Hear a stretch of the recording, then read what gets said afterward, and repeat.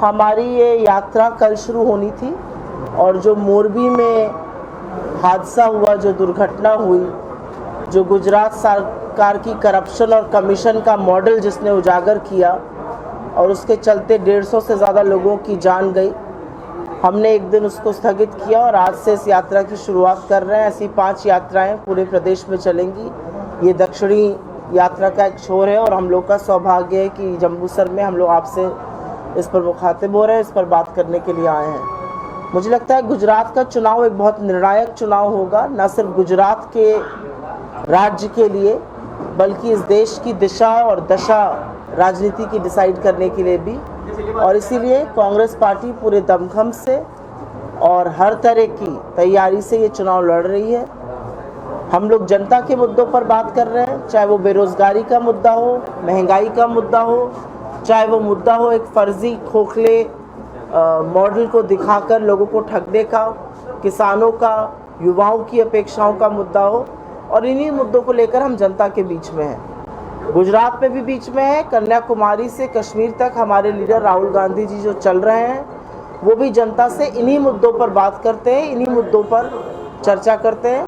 क्योंकि मुझे ऐसा लगता है कि जनता पिछले 8.5-9 साल से एक आदमी के मन की बात सुन के तंग आ चुकी है और जनता त्राहिमाम करके कह रही है अपने मन की बात छोड़ दीजिए, हमारे मन की बात सुनिए, हमारी नौकरियां, हमारे बच्चों के भविष्य, रोजगार और महंगाई से हमें निजात दिलाइए। तो इन्हीं सब मुद्दों को लेकर एक बड़ा परिवर्तन का संकल्प गुजरात भी लेगा, ये हमारा पूरा विश्वास है। और उसी के तहत 5 यात्राओं में से एक गुजरात में आज यहाँ से शुरू हो रही है और हम लोगों का ये सौभाग्य है कि आपसे उसके पहले मुलाकात हुई। आपके कुछ सवाल हो तो हम लोग ज़रूर ले सकते हैं।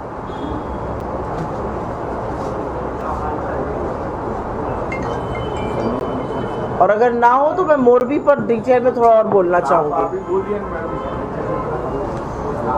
मैडम, ये 8 मुद्दों का कार्यक्रम लेकर है, उसमें प्रतिशत क्या है? अभी बोल रहे हैं। मोरबी पर पहले मैं बोलना चाहूँगी और मोरबी पर बोलना इसलिए ज़रूरी है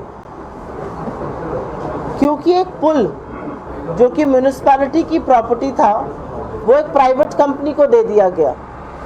वो प्राइवेट कंपनी के पास पुल 15 साल के लिए पहुंचा। पुल की मरम्मत हुई और 26 अक्टूबर को प्रेस कॉन्फ्रेंस करके जयसुख पटेल जी ने ये बोला कि पुल में 8 से 10 साल अब कोई मरम्मत की ज़रूरत नहीं होगी। ये कंपनी पुल बनाने का काम नहीं करती थी, ये कंपनी घड़ी बनाती है, मच्छरदानी बनाती है, मच्छर के रैकेट बनाती है और बल्ब बनाती है लाइट के। 150 से ज़्यादा लोगों की मौत हो गई। एफआईआर हुई, एफआईआर में सिक्योरिटी गार्ड और टिकट क्लर्क का नाम है। जिस कंपनी ने पुल की जिम्मेदारी ली थी उसके एमडी का नाम नहीं है, म्यूनिसिपैलिटी के कमिश्नर का नाम नहीं है और अर्बन डेवलपमेंट मंत्री जो मंत्रालय यहाँ के चीफ मिनिस्टर के पास है, जो बेचारे मोदी जी की गाड़ी में घुसना चाहते हैं लेकिन घुस नहीं पाते हैं, उनका नाम नहीं है। तो सवाल यह है कि क्या गुजरात की जनता मूक दर्शक बनी बहती रहेगी? 150 से ज्यादा लोगों की मौत हो गई है, कितने ही लोग घायल अस्पताल में भर्ती और कितने ही सैकड़ों लापता हैं। और जो घायलों को देखने आज बड़ी कृपा करके मोदी जी जो गुजरात के दौरे पर हैं, अपने कोई भी कार्यक्रम स्थगित नहीं किए जा रहे हैं, रातों रात उस अस्पताल में टाइल नहीं लगाई जा रही है, फर्श नहीं बनाई जा रही है, रंगा रोगन हो रहा है। ये कोई शादी की तैयारी हो रही है? सारा देश स्तब्ध है। हम लोगों ने अपनी यात्रा स्थगित करी एक दिन के लिए और यहाँ पर अस्पताल का चेहरा बदला जा रहा है, अस्पताल का रंगा रोगन हो रहा है कि फोटो चकाचक आती रहे। ये क्या ऑब्सेशन है फोटो से? ये क्या ऑब्सेशन है कैमरे से? क्या जीवन का कोई मूल्य नहीं है? 150 से ज्यादा लोग वहां पे उनका जीवन चला गया, वो उत्सव मनाने निकले थे और कभी वापस घर नहीं जाएंगे। 12,000 से ज्यादा टिकट बढ़ गए, 12 रुपए का और 70 रुपए का टिकट बिका। 5 दिन लोग जाते रहे, 12,000 लोग उस पुल पर गए और म्यूनिसिपैलिटी कहती है हमें पता ही नहीं चला पुल स्टार्ट कब हो गया। आप कहाँ थे? आप कौन सी कुंभकर्ण की नींद सो रहे थे? तो ये जो फालतू का मॉडल जिसकी बात करी जाती है विश्व भर में, ये वाकई में करप्शन और कमीशन का मॉडल है। अगर ऐसा ना होता तो इतने लोगों की जान न जाती। आज सारा देश स्तब्ध होकर एक ही सवाल पूछ रहा है, 150 मौतों का जिम्मेदार कौन है? क्या एक सिक्योरिटी गार्ड जिम्मेदार है या ये जो टिकट की खिड़की पर बैठकर टिकट क्लर्क बेच रहा था वो जिम्मेदार है? छोटे लोगों को फंसाकर बड़ी मछली को फिर से निकलने का मौका दिया जा रहा है और ये कतई बर्दाश्त नहीं होगा। हम अभी तक संयम में थे क्योंकि इतना बड़ा हादसा हुआ था। हम चाह रहे थे कि पहले राहत सामग्री पहुंच जाए, लोग अस्पताल पहुंच जाएं, जो लापता है वो मिल जाएं। लेकिन 48 घंटे से ऊपर बीत चुके हैं और इस सरकार की आंख का शर्म का पानी मर चुका है और वो दिख रहा है आपको, जिस तरह से अस्पताल का रातों रात रंगाई पुताई हो रही है। तो इसके बारे में हम लोगों ने पहले भी मांग करी है। एक जज के तत्वावधान में पूरा प्रोब होना चाहिए इस मैटर का। कैसे ये कॉन्ट्रैक्ट पहुंचा, बिना कॉन्ट्रैक्ट के, बिना टेंडरिंग के एक ही कंपनी को ये कॉन्ट्रैक्ट दे दिया गया, ऐसा क्यों हुआ? तमाम सवाल हैं और ज़रूर उस पर बात होनी चाहिए। कांग्रेस ने गुजरात के लोगों से इस बार कुछ प्रतिज्ञाएं करी हैं और उन प्रतिज्ञाओं में मूलतः सबसे बड़ी प्रतिज्ञा युवाओं से है और प्रतिज्ञा कर्मचारियों से है। हमने, हमारी 2 जगह सरकार है, छत्तीसगढ़ और राजस्थान। राजस्थान के मुख्यमंत्री ने दौरा भी किया और उन्होंने बताया कि कैसे राजस्थान में हमने ओल्ड पेंशन स्कीम बहाल करी है, जो जहां जाइए लोगों की मांग है।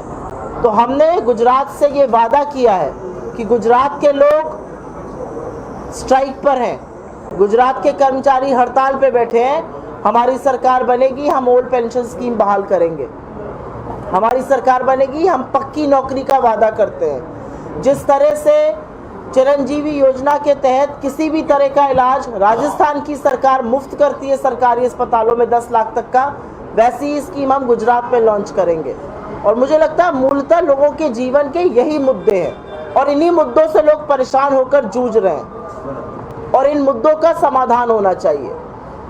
जो राहुल जी ने आके यहाँ पे वादे किए थे 8, वो वादे ही नहीं है, वो हमारी प्रतिज्ञा है और सरकार बनने पर हम उसको ज़रूर पूरा करेंगे।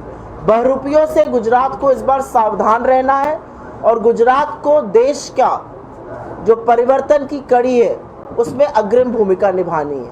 आपके माध्यम से हम लोगों से यही अपील करते हैं। गुजरात राज्य यूनिफॉर्म सिविल कोडनी 27 साल से सरकार है यहाँ पे भारतीय जनता पार्टी की। 12 साल मोदी जी मुख्यमंत्री रहे, 8.5 साल से देश के प्रधानमंत्री हैं। तब ये बातें क्यों नहीं उठती हैं? ये चुनाव के दौरान ही बात क्यों आती है? चुनाव के दौरान नौकरी की बात क्यों नहीं होती है? चुनाव के दौरान पुरानी पेंशन की बात क्यों नहीं होती है? लोगों को इलाज की बात क्यों नहीं होती है? कोविड में जो मौत के आंकड़े छिपाए गए, कॉम्पनसेशन नहीं मिला, उसकी बात क्यों नहीं होती है? कहा 27 साल से मुद्दे की बात क्यों नहीं हुई?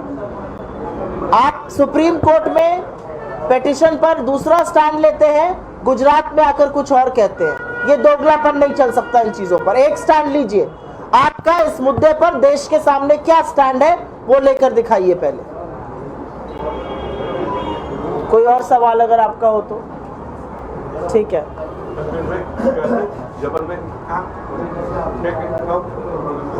ओके, बहुत बहुत धन्यवाद आप